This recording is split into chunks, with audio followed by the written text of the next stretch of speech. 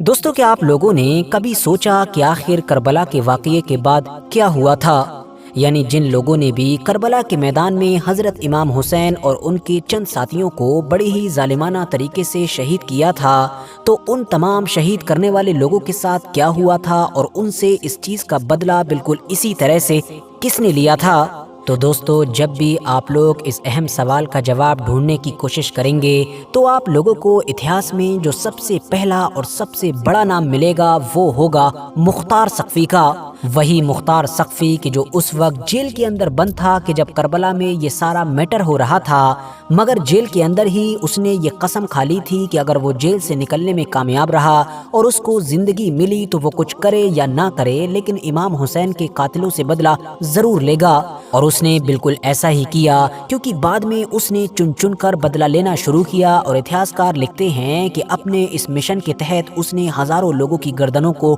اڑا دیا تھا۔ کربلا کے اس واقعے میں حضرت امام حسین کے خلاف جو انسان بھی جس طریقے سے انوالو تھا، اس کو ہر طریقے سے ڈھونڈ نکالا گیا، اب وہ چاہے دنیا کے کسی بھی علاقے میں جا کر چھپ چکا تھا، اور اس کے بعد اس کو بالکل اسی طرح سے ہی قتل کیا گیا یا اسی طرح سے ہی سزائیں دی گئیں کہ جس طرح سے وہ کربلا کے اس واقعے میں شامل رہا تھا۔ دوستو، اب آپ میں سے زیادہ تر لوگ یہی سوچ رہے ہوں گے کہ اگر اتہاس میں پیدا ہونے والے اس مختار سقفی نام کے انسان نے یہ سب کچھ کیا تھا تو ظاہر ہے یہ اس دور میں مسلم دنیا کا سب سے بڑا ہیرو بن گیا ہوگا، اور آج بھی اس کو ایک ہیرو کے طور پر ہی دیکھا جاتا ہوگا۔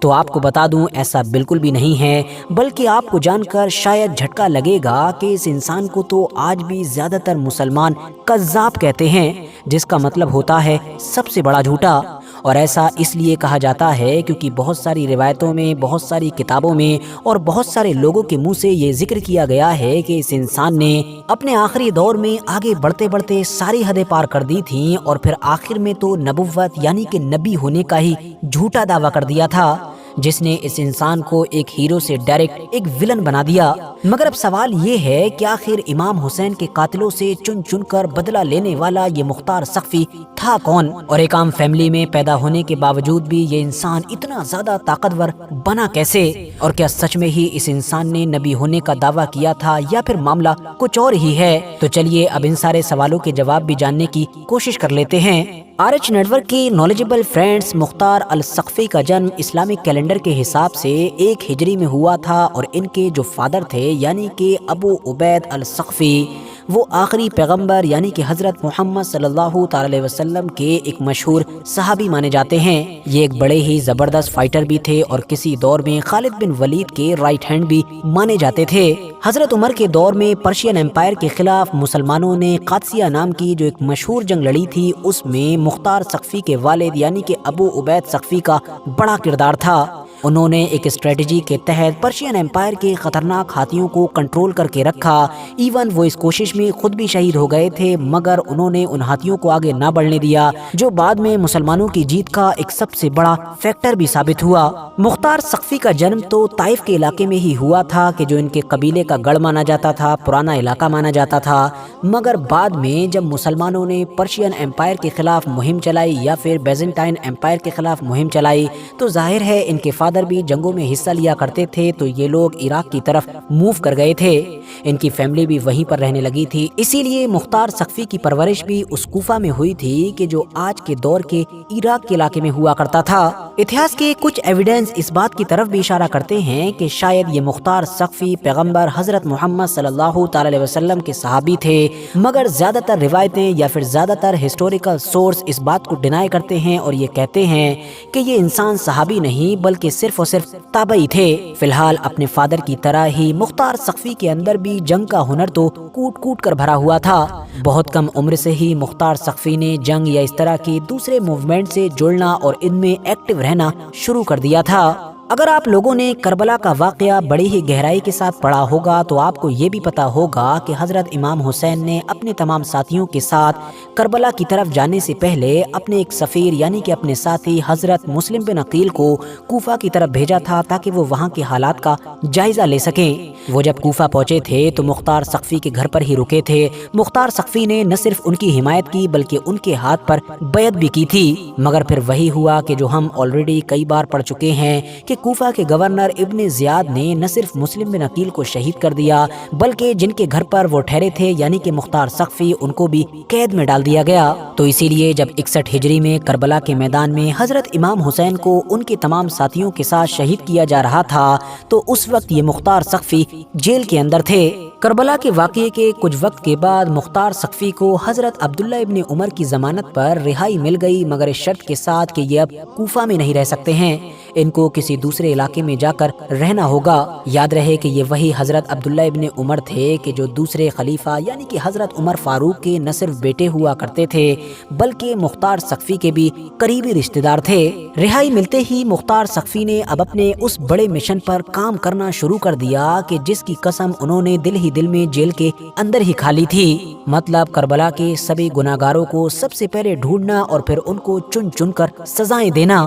اگلے 4 سال کے اندر ہی بڑی محنت اور بڑی کوششوں کے بعد اب مختار ثقفی کی یہ مہم اتنی زیادہ کامیاب ہو چکی تھی کہ ہزاروں بلکہ لاکھوں لوگ ان کی اس مہم سے جڑ چکے تھے، اور 65 اور 66 ہجری کا دور آتے آتے انہوں نے کوفہ اور اس کے آس پاس کا پورا علاقہ اپنے کنٹرول میں لے لیا تھا، یعنی وہاں پر اپنی ایک آزاد حکومت قائم کر لی تھی۔ مختار ثقفی کی مخالفت کرنے والے بہت سارے لوگ یہ بھی دعویٰ کرتے ہیں کہ مختار ثقفی نے حضرت امام حسین کے قاتلوں کے خلاف یہ جو ایک پورا موومنٹ چھیڑا تھا، یہ پوری ایک جو مہم چھیڑی تھی، یہ صرف اور صرف ایک دکھاوا تھا، ورنہ اس کے ذریعے سے وہ اپنی راجنیتی چمکانا چاہتے تھے، یعنی وہ خود پاور حاصل کرنا چاہتے تھے اور اپنی ایک الگ حکومت قائم کرنا چاہتے تھے۔ اور اس طرح کے یہ جو سوال اٹھتے ہیں، ان تمام چیزوں کو سمجھنے کے لیے آپ کو اس دور کا میپ سمجھنا ہوگا۔ دراصل کربلا کے واقعے کے 2-3 سال کے بعد ہی یہ جو 64 اور 65 ہجری کا دور تھا، یہ چھوٹا سا بیچ کا وہ دور تھا کہ جب سلطنت بنو امیہ اچانک سے بہت زیادہ کمزور ہوئی تھی اور دنیا کے ایک بڑے علاقے سے کافی چھوٹے سے علاقے پر سکڑ گئی تھی۔ اسکرین پر آپ لوگوں کو یہ جو میپ نظر آ رہا ہے، یہ اسی دور کا میپ ہے اور اسی کو ہی اتہاس میں دوسرا فتنہ یا پھر سیکنڈ سول وار بھی کہا جاتا ہے، کیونکہ یہ دوسری بار ہو رہا تھا کہ جب مسلمانوں کی جنگیں مسلمانوں سے ہی ہو رہی تھیں۔ اور آپ کو پتا ہوگا جو پہلی سول وار تھی، مطلب پہلا جو فتنہ تھا، وہ حضرت علی اور حضرت امیر معاویہ کے دور میں ہوا تھا۔ اس سیکنڈ ورلڈ وار کی وجہ سے آپ میپ کے ذریعے سے سمجھ سکتے ہیں کہ کس طرح سے مسلم دنیا کا کنٹرول 4 بڑی طاقتوں کے پاس چلا گیا تھا۔ پہلی بڑی طاقت کا نام تو حضرت عبداللہ ابن زبیر تھا کہ جنہوں نے حجاز سے شروعات کی، یعنی مکہ مدینہ جیسے علاقوں سے، اور پھر سلطنت بنو امیہ کو پیچھے ہی دھکیلتے چلے گئے اور ایک بڑے علاقے پر کنٹرول حاصل کر لیا، جو آپ لوگوں کو بلو کلر کے ذریعے سے میپ میں دکھائی دے رہا ہے۔ جبکہ یہ جو ریڈ کلر ہے، یہ سلطنت بنو امیہ کا باقی بچا ہوا حصہ تھا جو ان کے ہی کنٹرول میں تھا،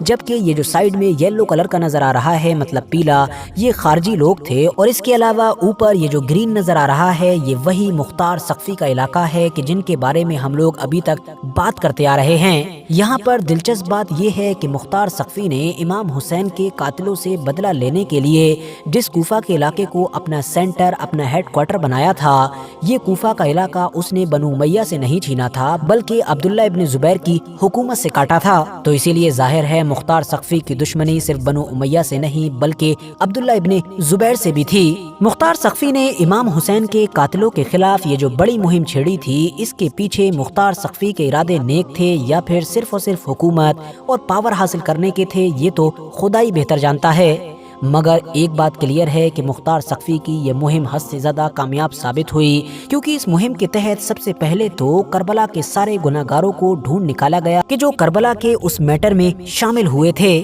اور پھر ان کو بڑی ہی خطرناک سے خطرناک سزائیں بھی دی گئیں، چاہے شمر ہو، حرملہ ہو، ابن زیاد ہو، عمر ابن سعد ہو، خولی بن یزید ہو، کوئی بھی مختار ثقفی کے قہر سے بچ نہ سکا۔ اتہاس کے ان بڑے بڑے کالے کرداروں کو مختار ثقفی کی طرف سے کس طرح سے ٹھکانے لگایا گیا تھا، یہ بھی اپنے آپ میں ایک بڑا اور گہرا ٹاپک ہے کہ جس پر کسی دن ہم ایک الگ ویڈیو میں ڈیٹیل میں بات کریں گے۔ آج ہمارا ٹاپک صرف مختار ثقفی کی زندگی ہے، تو اسی لیے آپ بس اتنا سمجھیے کہ اتہاس کار مانتے ہیں کہ اس دور میں مختار ثقفی کی نالج میں کوئی بھی ایسا انسان نہیں بچا تھا کہ جس نے کربلا کے میدان میں امام حسین کے خلاف کسی بھی طرح سے حصہ لیا ہو اور اس کو مختار ثقفی نے قتل نہ کیا ہو۔ ایک روایت میں تو یہ بھی دعویٰ کیا جاتا ہے کہ ابن زیاد کا کٹا ہوا سر مختار ثقفی نے مدینے میں موجود حضرت امام زین العابدین کے پاس بھجوایا تھا، جس کو دیکھ کر امام زین العابدین نے اہل بیت سے سو ختم کرنے کو کہا تھا اور مختار سقفی کے حق میں دعا بھی کی تھی۔ بعض روایتیں ایسی بھی ملتی ہیں کہ جن کے مطابق کئی بار حضرت امام زین العابدین نے مختار سقفی کی طرف سے بھیجے گئے تحفوں کو ایکسیپٹ کرنے سے منع کر دیا، جبکہ کچھ بار ایکسیپٹ بھی کیا۔ مگر دوستو، مختار سقفی کہ جس نے بڑی ہی زبردست طریقے سے حضرت امام حسین کے تمام قاتلوں سے تو بدلہ لے لیا، وہ اپنی ہی سلطنت کو اسٹیبل رکھنے میں ناکامیاب ثابت ہوا۔ بہت جلد ہی یہ چھوٹی سی حکومت اندر سے کھوکھلی ہونے لگی، اور اس کے پیچھے مین ریزن یہی تھا کہ مختار سقفی کے دور میں یہاں کے جو غیر عربی یعنی کہ اجمی لوگ تھے ان کا دبدبہ کافی ہو گیا تھا، اور انہوں نے پاور ملتے ہی یہاں پر رہنے والے عربی لوگوں کے خلاف ظلم کرنا شروع کر دیا، یا یہ کہہ سکتے ہیں کہ ان سے بدلہ لینا شروع کر دیا، کیونکہ اس سے پہلے جب عربیوں کا دبدبہ ہوا کرتا تھا تو وہ اجمی لوگوں کے ساتھ ڈسکریمنیشن کیا کرتے تھے، یا کہہ سکتے ہیں کہ ان کو پریشان کیا کرتے تھے۔ حالات اتنے خراب ہو گئے کہ خود مختار سقفی کے بھی کنٹرول میں نہیں رہے۔ نتیجہ یہ ہوا کہ 67 ہجری میں موقع کا فائدہ اٹھا کر حضرت عبداللہ ابن زبیر کہ جن سے مختار سقفی کے پہلے سے ہی کافی اختلافات رہا کرتے تھے اور پولیٹیکلی دشمنی بھی تھی، انہوں نے اپنے بھائی مصعب بن زبیر کو ایک بڑا لشکر لے کر کوفہ پر چڑھائی کرنے کے لیے بھیج دیا۔ مصعب بن زبیر کے کوفہ کے اس بڑے گھراؤ کے بعد جب مختار سقفی کو وقت کے ساتھ یہ محسوس ہو گیا کہ اب کوئی بھی راستہ نہیں بچا ہے، تو وہ مصعب بن زبیر کے پاس آیا اور اس نے یہی کہا کہ میں نے اپنے رب سے یہ دعا کی تھی کہ وہ مجھ کو بس اتنی زندگی عطا کرے کہ میں کربلا کے شہیدوں کا انتقام لے سکوں، اور آج زمین پر کوئی بھی ایسا انسان موجود نہیں ہے کہ جو کربلا میں امام حسین اور ان کے گھر والوں پر ہونے والے ظلم و ستم میں شامل رہا ہو۔ دوستو، اسی جنگ میں ہی مختار سقفی کی کہانی کا خاتمہ ہو گیا تھا، کیونکہ مختار سقفی کو ختم کر دیا گیا تھا۔ اب یہاں پر ورتھ نوٹسنگ بات یہ ہے کہ اتہاس میں ہمیشہ سے ہی اور آج بھی مختار سقفی کو لے کر مسلمانوں میں دو اوپینین پائے جاتے ہیں۔ پہلا اوپینین تو یہی ہے کہ انہوں نے امام حسین کے قاتلوں سے چن چن کر بدلہ لیا، اسی لیے یہ بہت بڑے ہیرو تھے، جبکہ دوسرا اوپینین یہ ہے کہ بہت ساری روایتوں میں ان کے اوپر یہ الزام لگایا گیا ہے کہ انہوں نے آخری دور میں نبوت کا دعویٰ کر دیا تھا، اور اس طرح کی روایتیں سنیوں یا پھر شیعہ دونوں ہی گروپ کی کتابوں میں موجود ہیں۔ یہی وجہ ہے کہ ان کو ہیرو ماننے والے بھی آپ لوگوں کو دونوں ہی گروپ میں نظر آ جائیں گے، اور ان کو ولن بتانے والے بھی دونوں ہی گروپ میں نظر آئیں گے۔ مگر یہاں پر غور کرنے والی بات یہ ہے کہ جن روایتوں میں یہ دعویٰ کیا جاتا ہے کہ انہوں نے آخری دور میں نبی ہونے کا دعویٰ کیا تھا، ان میں سے زیادہ تر روایتیں تو ایسی ہیں کہ جن کو اوتھینٹک مانا ہی نہیں جاتا ہے، اور اگر کچھ اس طرح کی ہیں بھی کہ جو اوتھینٹک لیول کی ہیں تو ان کے ساتھ پرابلم یہ ہے کہ ان میں ڈائریکٹ مختار سقفی کا کہیں پر نام موجود نہیں ہے۔ اسی لیے اتہاس میں وقت وقت پر آنے والے بہت سارے اسکالرز نے یہ دعویٰ کیا ہے کہ مختار سقفی کے اوپر یہ ایک جھوٹا الزام ہے کہ جو اس دور میں ان کے دشمنوں کی طرف سے ان کے بارے میں مشہور کیا گیا تھا، تاکہ عام لوگوں کی نظر میں ان کو بدنام کیا جا سکے۔ اور جن اسکالرز نے بھی مختار سقفی کا اس طرح سے بچاؤ کیا ہے، وہ اپنے دعوے کو مضبوط کرنے کے لیے ایک دلیل بھی پیش کرتے ہیں کہ ہم کو ان تمام چیزوں سے الٹ ایسے بہت سارے صحابہ کے نام ملتے ہیں کہ جو لمبے وقت تک نہ صرف مختار سقفی کے ساتھ ان کی مہم میں شامل رہے بلکہ ان کے پیچھے نمازیں تک پڑھتے رہے۔ اگر کوئی انسان نبی ہونے کا دعویٰ کرتا یا پھر نبوت کے جھوٹے دعوے کی طرف بڑھ رہا ہوتا تو صحابہ اکرام اس انسان کے پیچھے نمازیں کیوں ادا کرتے؟ ساتھ ہی ساتھ اتہاس میں حضرت عبداللہ ابن عمر جیسے بڑے صحابی کی طرف سے مختار سقفی کی ضمانت دلوانے کا بھی واقعہ نقل کیا جاتا ہے، اور یہ چیز بھی دوسرے اوپینین کو کافی اسٹرانگ کرتی ہے۔ تو کل ملا کر مختار سقفی اتہاس کے ایک ایسے کیریکٹر ہیں جو ہمیشہ سے ہی کافی کنٹروورشیل رہے ہیں، اور جن کے بارے میں کوئی ایک اوپینین بنا لینا بہت مشکل کام ہے۔ یہی وجہ ہے کہ آپ لوگ پائیں گے کہ زیادہ تر مسلم علماء یعنی کہ اسکالرز یا پھر جو اتہاس کے بھی ایکسپرٹس رہے ہیں، انہوں نے لمبی لمبی ریسرچ کی اور آخر میں اس میٹر پر خاموش رہنا ہی بہتر سمجھا۔ فی الحال دوستو، آج کی اپنی اس ویڈیو کو بھی ہم یہیں پر ختم کرتے ہیں۔ ویڈیو اگر انفارمیٹو لگی ہو تو لائک کرنے کے ساتھ ساتھ دوستوں کے ساتھ ضرور شیئر کریں، اور ایسے ہی نالجبل اور ہسٹوریکل ویڈیوز ہمیشہ دیکھنے کے لیے ہمارے اس چینل کو سبسکرائب کرنے کے ساتھ ساتھ بیل آئیکن کو بھی ضرور پریس کریں۔